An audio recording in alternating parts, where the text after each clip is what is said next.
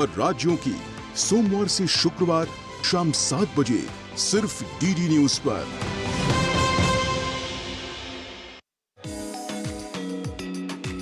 दिखाएंगे आपको यवतमाल के कुछ विद्यार्थियों के प्रयास जिन्होंने अपने गांव को बनाया है प्लास्टिक मुक्त गांव। तो लेकर चलेंगे आपको एक स्ट्रीट लाइब्रेरी में भी। दिखाएंगे आपको वोकल फॉर लोकल से लोकल टू ग्लोबल तक की कहानी।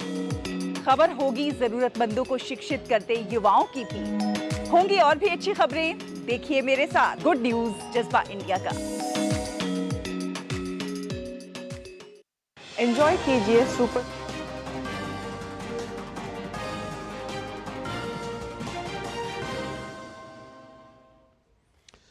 नमस्कार, आप देख रहे हैं डीडी न्यूज। सांकेतिक समाचारों के इस विशेष बुलेटिन में आप सभी का बहुत बहुत स्वागत है। मैं हूं लालचंद्र सिंह और हमारे साथ मौजूद हैं हमारी सहयोगी बीना सिंह। सबसे पहले शुरुआत करते हैं हेडलाइंस के साथ। संसद का बजट सत्र 22 जुलाई से होगा शुरू। अगले दिन 23 तारीख को पेश किया जाएगा बजट। 12 अगस्त तक होगा संसद का कामकाज। केंद्रीय संसदीय कार्य मंत्री किरेन रिजिजू ने दी जानकारी। केंद्रीय सहकारिता मंत्री अमित शाह सहकार से समृद्धि तक कार्यक्रम में हुए शामिल। 102वें अंतर्राष्ट्रीय सहकारिता दिवस के अवसर पर आयोजित किया गया ये सम्मेलन। अमित शाह ने कहा, सहकार के सहयोग से एथेनॉल और मक्के की खेती करने वाले किसानों के हित में लिए गए निर्णय। हाथरस भगदड़ कांड के मुख्य आरोपी देव प्रकाश मधुकर को 14 दिन के न्यायिक हिरासत में भेजा गया। मधुकर को कल दिल्ली के नजफगढ़ से किया गया था गिरफ्तार। फंड इकट्ठा किए जाने के संबंध में गहनता से की जा रही है जांच। तमिलनाडु में बसपा अध्यक्ष आर्मस्ट्रांग की हत्या के बाद निशाने पर आई राज्य सरकार। भाजपा और बसपा सहित विपक्षी दलों ने राज्य की बिगड़ती कानून व्यवस्था पर डीएमके सरकार को घेरा।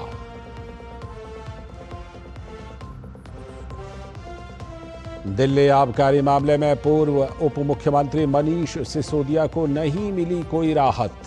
राउज एवेन्यू अदालत ने न्यायिक हिरासत को 15 जुलाई तक बढ़ाया। पिछले साल 26 मार्च को किया गया था गिरफ्तार। और नेपाल के प्रधानमंत्री पुष्प कमल दहल 12 जुलाई को करेंगे विश्वास मत हासिल। सीपीएन यूएमएल के समर्थन वापस लेने के बाद अल्पमत में आई नेपाल सरकार।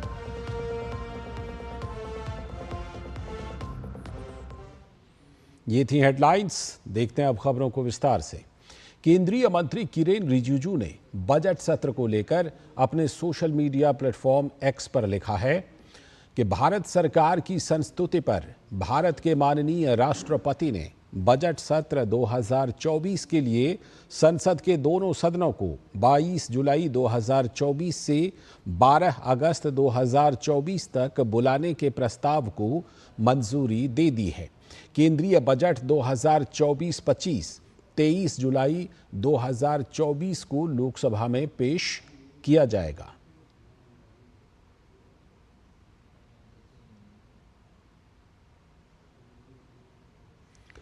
और अब अगली खबर। हाथरस मामले के मुख्य आरोपी और कार्यक्रम के आयोजक देव प्रकाश मधुकर को सीजेएम कोर्ट ने 14 दिन की न्यायिक हिरासत में भेज दिया है।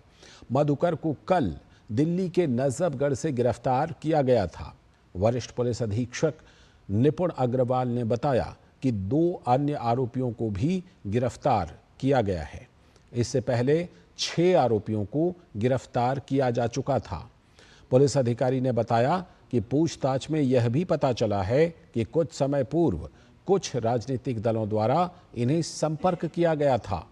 फंड इकट्ठा करने के संबंध में गहनता से जांच की जा रही है कि कहीं किसी तरह के कार्यक्रम में इनके संसाधन किसी राजनीतिक पार्टी के द्वारा पोषित तो नहीं किए जा रहे हैं। अब तक की पूछताछ से ऐसा प्रतीत हो रहा है कि कोई राजनीतिक दल अपने राजनीतिक और निजी स्वार्थ के लिए इनसे जुड़ा रहा है।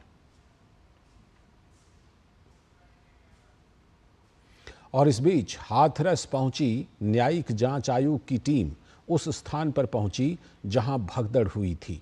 उत्तर प्रदेश सरकार द्वारा गठित 3 सदस्यीय न्यायिक जांच आयोग ने घटनास्थल का बारीकी से निरीक्षण किया। न्यायिक जांच कमेटी के अध्यक्ष रिटायर्ड जज ब्रिजेश कुमार श्रीवास्तव ने कहा कि जरूरत के अनुसार लोगों से पूछताछ की जाएगी।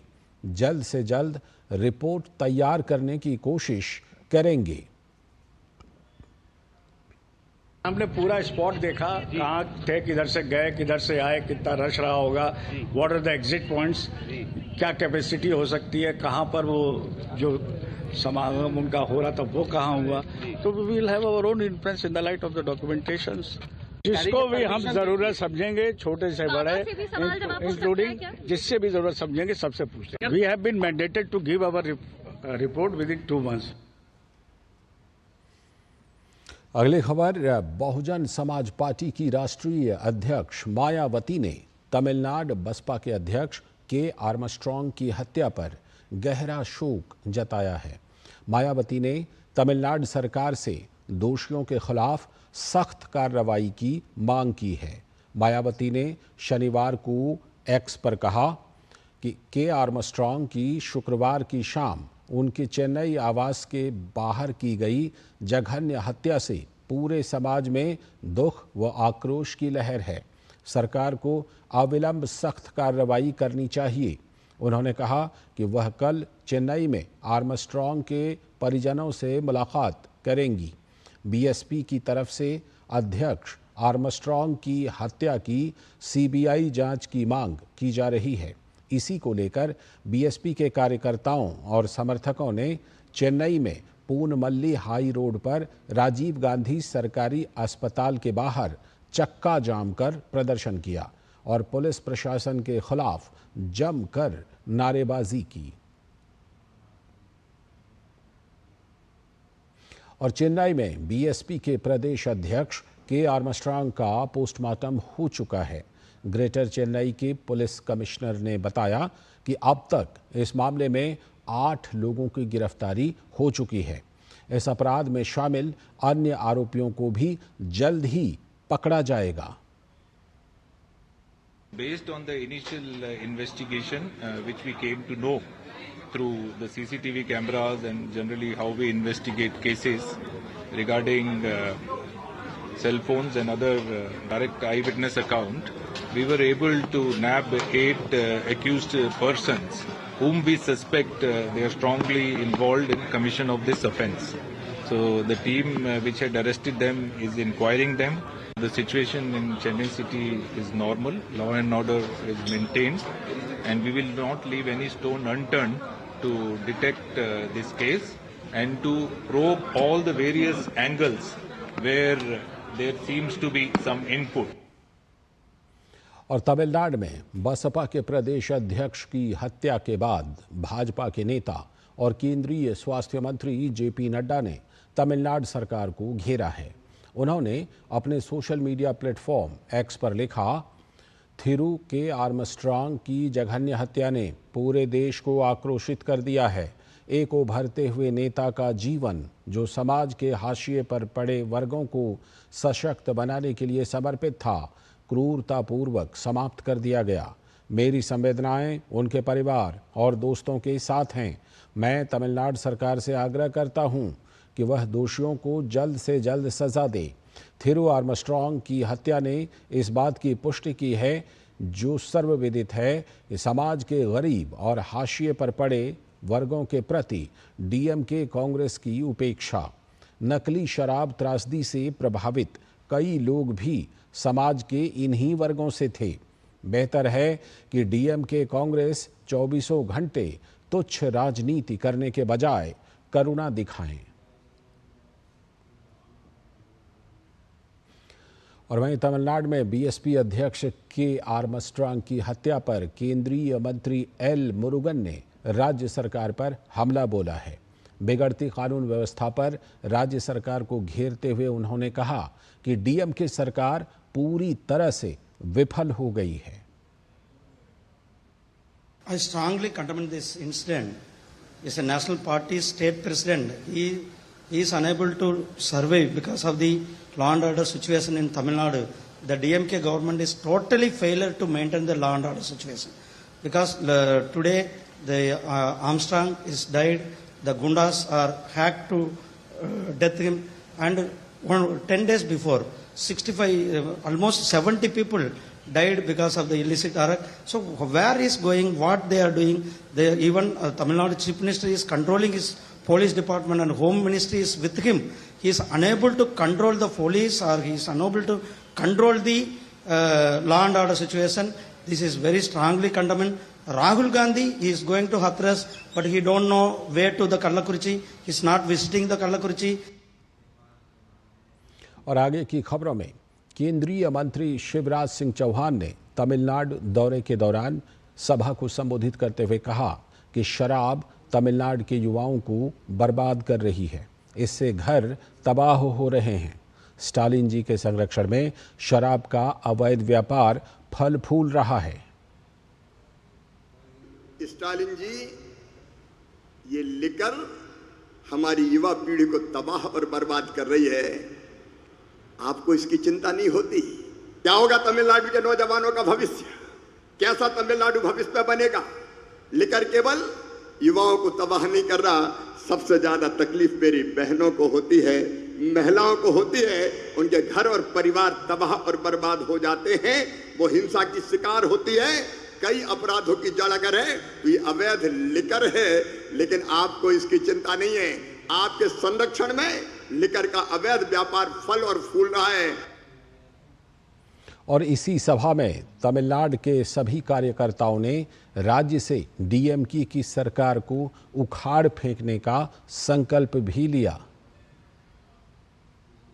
तमिलनाडु के कार्यकर्ता भाई और बहन खड़े होके अपने स्थान पर दोनों हाथ उठा के, दोनों मुट्ठी बांध के और भारत माता की जय बोल के तमिलनाडु से डीएमके को उखाड़ने का संकल्प लेंगे। केंद्रीय कानून और न्याय मंत्री अर्जुन राम मेघवाल ने राहुल गांधी के हाथरस दौरे पर इंडी गठबंधन पर निशाना साधा है। उन्होंने कहा कि इंडी गठबंधन के नेता चुनिंदा मामलों में ही प्रतिक्रियाएं देते हैं। वे तमिलनाडु में अवैध शराब और पश्चिम बंगाल में एक महिला पर खुलेआम हमले के मुद्दे पर चुप रहते हैं। इंडी अलायंस ये सेलेक्टिव रिएक्शन देते हैं। तमिलनाडु में जहरीली शराब को लेकर के जो इतनी बड़ी घटना हुई, उसमें उनका चुप रहना। वेस्ट बंगाल में एक महिला के साथ खुलेआम पिटाई होते हुए वीडियो सबने देखा, उसमें उनका चुप रहना। ये सेलेक्टिव अप्रोच कतई ठीक नहीं है देश के लिए और देश हित में नहीं है। हम इसकी निंदा करते हैं। इस बीच बीएसपी के अध्यक्ष आर्मस्ट्रांग की हत्या को लेकर तमिलनाडु के मुख्यमंत्री एमके स्टालिन ने अपने सोशल मीडिया प्लेटफॉर्म पर पोस्ट करके संवेदना जताई है। उन्होंने कहा कि पुलिस ने हत्या में शामिल लोगों को रातों रात गिरफ्तार कर लिया है, साथ ही दोषियों को कानून के अनुसार न्याय के कटघरे में लाने का आदेश दिया है।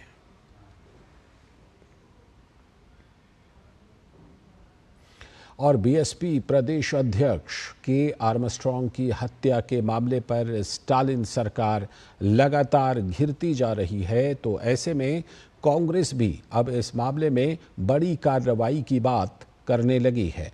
तमिलनाडु कांग्रेस के अध्यक्ष ने राज्य सरकार से आरोपियों के खिलाफ जल्द कार्रवाई की मांग की है।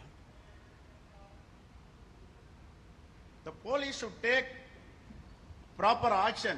Who is the culprit behind this murder? We have to bring to before the law who is the real accused, who is behind this murder. We are requesting to Tamil Nadu government like that. They want to bury their own place. Already actor Vijaykanth, we given the party office, they buried. How can we deny this burial? He is a leader of the national party. We have to give respect. और इस विशेष bulletin में आगे देखेंगे कुछ और खबरें।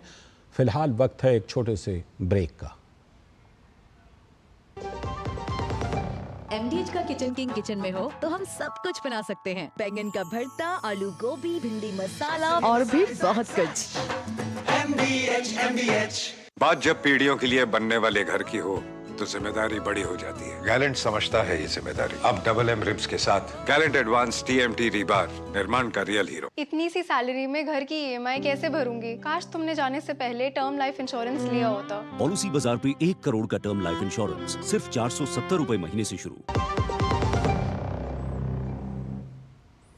Break के बाद एक बार फिर से आपका स्वागत है। आगे की खबरों में पश्चिम बंगाल में चुनाव के बाद हिंसा का मामला रुकने का नाम नहीं ले रहा है। एक ऐसी ही घटना में सोनारपुर के चौहाटी में एक घटना सामने आई है, जहां एक भाजपा कार्यकर्ता और उनके परिवार के सदस्यों पर धारदार हथियारों से हमला कर दिया गया। बूथ संख्या 189 पर भाजपा के पोलिंग एजेंट रहे गोविंद अधिकारी इस घटना में गंभीर रूप से घायल हो गए हैं। उनकी पत्नी नमिता अधिकारी और बेटे पर भी धारदार हथियारों से हमला किया गया। उन्हें गंभीर हालत में SSKM ट्रॉमा केयर में भर्ती कराया गया है। भाजपा ने आरोप लगाया कि यह हमला सत्तारूढ़ तृणमूल कांग्रेस पार्टी के संरक्षण में बदमाशों द्वारा किया गया था। इस प्रकार के हमलों से पश्चिम बंगाल की कानून व्यवस्था निशाने पर है। पुलिस ने कार्रवाई करते हुए सुभाष देवनाथ और सुमित देवनाथ नाम के पिता पुत्र और अर्चन भट्टाचार्य नाम के एक IIT छात्र को गिरफ्तार किया है। अब खबर झारखंड से, जहां JSSC PGT परीक्षा लगातार सवालों के घेरे में है। CGL परीक्षा में पेपर लीक होने के बाद जिस तरह से आयोग द्वारा आयोजित PGT परीक्षा के रिजल्ट पर विवाद गहरा रहा है, उससे कहीं न कहीं आयोग की छवि धूमिल हो रही है। मेधावी युवक पढ़ाई करने के बजाय अगर सड़क पर न्याय की गुहार लगाने पहुंच जाएं, तो समझा जा सकता है कि शासन प्रशासन के अंदर कितनी खामियां हैं। राजभवन के समक्ष धरना पर बैठे छात्रों ने भी PGT की परीक्षा दी थी। जिस तरह से उनके रिजल्ट को लेकर सवाल उठ रहे हैं, वो कहीं ना कहीं गंभीर मामला है। आपको बता दें कि पिछले साल झारखंड कर्मचारी चयन आयोग ने 11 विषयों के लिए कुल 3120 पदों पर PGT शिक्षकों की नियुक्ति के लिए विज्ञापन जारी किया था। वहीं आवेदन प्राप्त होने के बाद सितंबर 2023 में कंप्यूटर आधारित परीक्षा रांची, धनबाद, बोकारो, देवघर, जमशेदपुर जैसे शहरों में आयोजित की गई। परीक्षा आयोजित करने की जिम्मेदारी एक निजी एजेंसी को दी गई थी। तो वहीं नाराज छात्र हेमंत सोरेन सरकार से अभ्यर्थी परीक्षा में हुई धांधली की CBI जांच करने की मांग कर रहे हैं। झारखंड PGT जो है, ये अगस्त और सितंबर माह में एग्ज़ाम हुआ था CBT के माध्यम से। ये CBT के माध्यम से सातवत इंफोसल प्राइवेट लिमिटेड के द्वारा झारखंड राज्य के 24 जिलों में लगभग 24 सेंटरों पर हुआ था, जिसमें से 5 सेंटर को हॉट सेंटर बना के 5 से 6 सेंटर जो तो हॉट सेंटर बनाए गए थे, क्योंकि सर्वर रूम से आंसर वहाँ पर मारा जाता था।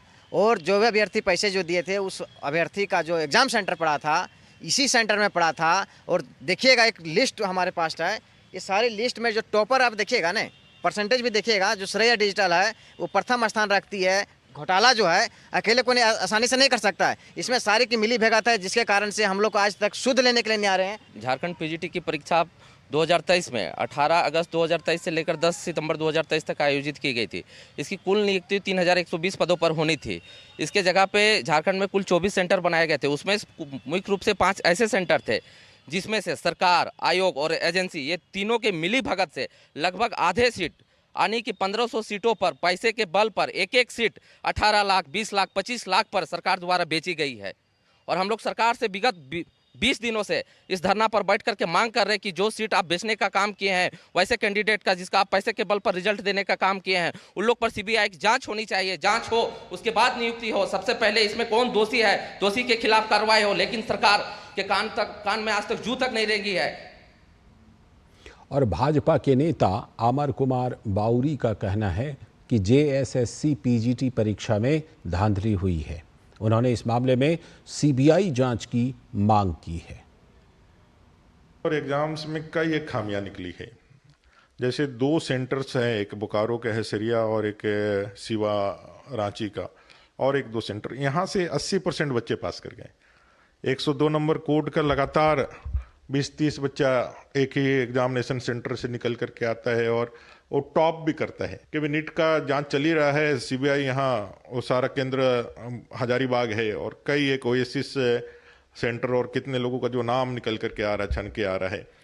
तो आप उसी के साथ इसको भी क्लब कर दीजिए, क्योंकि ये भी मामला इसी झारखंड से संबंधित है और सीबीआई की जांच करा ले, दूध का दूध पानी का पानी हो जाए और तब तक इस एग्जाम का रिक्रूटमेंट और जो अपने ज्वाइनिंग देने के लिए जो कहा है उसको रोका जाए। और अब खबर दिल्ली से, जहां शराब घोटाला से जुड़े मामले में सुनवाई के लिए दिल्ली के पूर्व उप मुख्यमंत्री और आम आदमी पार्टी के नेता मनीष सिसोदिया को राउज एवेन्यू कोर्ट में लाया गया। कोर्ट ने आप नेता मनीष सिसोदिया की न्यायिक हिरासत को 15 जुलाई तक के लिए बढ़ा दी है।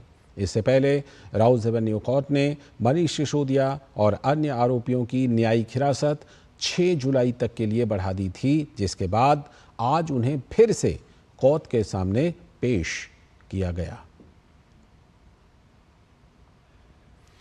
केंद्रीय गृह एवं सहकारिता मंत्री अमित शाह ने अंतर्राष्ट्रीय सहकारिता दिवस पर गुजरात के गांधीनगर में आयोजित एक कार्यक्रम में हिस्सा लिया। इस कार्यक्रम में अमित शाह ने भारत ऑर्गेनिक आटा का उद्घाटन किया। अमित शाह के साथ इस कार्यक्रम में गुजरात के मुख्यमंत्री भूपेंद्र पटेल भी मौजूद रहे। केंद्रीय गृह मंत्री अमित शाह ने किसानों को सस्ते दर पर ऋण की आवश्यकता और सहकारिता क्षेत्र को मजबूत बनाने पर जोर दिया। साथ ही उन्होंने उम्मीद जताई कि वर्ष 2029 तक सभी पंचायतों में पैक्स डेयरी होगी। अमित शाह ने कार्यक्रम में प्रधानमंत्री नरेंद्र मोदी के सहकार से समृद्धि नारे को दोहराया। अमित शाह सहकार से समृद्धि सम्मेलन में भी हिस्सा लेंगे। 125 साल पुराना सहकारिता आंदोलन आज देश के कई क्षेत्रों में महत्वपूर्ण योगदान रहा है। कृषि ऋण के वितरण में 20%, फर्टिलाइजर के वितरण में 35%, उत्पादन में 21%, चीनी में 31% उत्पादन, गेहूं की खरीदी में 13% और धान की खरीदी में 20%। एक महत्वपूर्ण योगदान ग्रामीण अर्थव्यवस्था और एग्रीकल्चर अर्थव्यवस्था में कोऑपरेटिव सेक्टर दे रहा है। नाफेड, इफको, अमूल, क्रिप्को, कई सारी हमारी सहकारी संस्थाएं विश्व भर में प्रसिद्ध हुई। और यहाँ पर लेते हैं एक छोटा सा ब्रेक और ब्रेक के बाद लौटेंगे तो देखेंगे आज की कुछ और बड़ी खबरें। बात जब पीढ़ियों के लिए बनने वाले घर की हो तो जिम्मेदारी बड़ी हो जाती है। गैलेंट समझता है ये जिम्मेदारी। अब डबल एम रिब्स के साथ गैलेंट एडवांस टीएमटी रीबार, निर्माण का रियल हीरो। ब्रेक के बाद एक बार फिर से आपका स्वागत है। आगे की खबरों में, उपराष्ट्रपति जगदीप धनखड़ आज से केरल के 2 दिवसीय दौरे पर हैं। केरल के तिरुवनंतपुरम पहुंचने पर राज्यपाल आरिफ मोहम्मद खान और मुख्यमंत्री पिनाराई विजयन ने उपराष्ट्रपति जगदीप धनखड़ का स्वागत किया। अपने दौरे के पहले दिन उपराष्ट्रपति भारतीय अंतरिक्ष विज्ञान और प्रौद्योगिकी संस्थान के 12वें दीक्षांत समारोह में मुख्य अतिथि के तौर पर शामिल हुए। उपराष्ट्रपति ने मेधावी छात्रों को संस्थान का उत्कृष्टता पदक प्रदान किया। दौरे के दूसरे दिन उपराष्ट्रपति का कोल्लम और अष्टमुडी बैकवाटर का दौरा करने का कार्यक्रम है। नए आपराधिक कानूनों को लेकर कांग्रेस नेता पी चिदंबरम के बयान पर उपराष्ट्रपति जगदीप धनखड़ ने कड़ा ऐतराज जताया है। उन्होंने कहा कि एक रणनीति के तहत देश की संस्था को नीचा दिखाने और देश की प्रगति को धूमिल करने की कोशिश की जा रही है। उपराष्ट्रपति ने इस बयान को अपमानजनक बताते हुए पी चिदम्बरम से अपनी टिप्पणी को वापस लेने की मांग की। Are we part-timers in Parliament? Inexcusable insult to the wisdom of Parliament. Heavy heart I'm sharing with you. The gentleman did not use his lung power. He gave total rest to his vocal cords while debate was going on. Not only he, his distinguished colleagues from my legal fraternity, senior advocates, did not come forward to help the nation. They had an opportunity to make his point in the parliament. It was failure on his part to perform his constitutional duty and obligation. And how can we countenance such a man? I appeal to him from this platform. Please withdraw these derogatory, defamatory, and highly insulting observations to members of parliament. I hope he does it. अगली खबर, RJD प्रमुख लालू यादव के बयान का जवाब देते हुए भाजपा के राष्ट्रीय प्रवक्ता और राज्यसभा सांसद सुधांशु त्रिवेदी ने कहा कि मुझे लगता है कि अपने इंडी गठबंधन को बिखराव से बचाने के लिए वो ये बयान दे रहे हैं। मुझे लगता है कि लालू प्रसाद यादव जो बोल रहे हैं उसका अर्थ है कि बिहार में उनका गठबंधन खतरे में है। अपने इंडी गठबंधन को बिखराव से बचाने के लिए वो ये बयान दे रहे हैं और ये मैं आधार पे कह रहा हूं। उन्होंने कहा लोकसभा अध्यक्ष का चुनाव होगा, इंडी गठबंधन ने कहा, नामांकन करवा दिया के सुरेश जी का, उसके बाद मत विभाजन मांगा ही नहीं। आपने उसमें मतदान की मांग ही नहीं की क्योंकि आपको पता था कि आप ही का गठबंधन बिखर सकता है। तो मुझे लगता है लालू प्रसाद यादव जी जो बोल रहे हैं इसका अर्थ समझ लीजिए कि बिहार में उनका गठबंधन खतरे में है। और इसी के साथ सांकेतिक समाचारों के इस विशेष बुलेटिन में फिलहाल इतना ही। मुझे और हमारी सहयोगी बीना सिंह को दीजिए अनुमति। नमस्कार।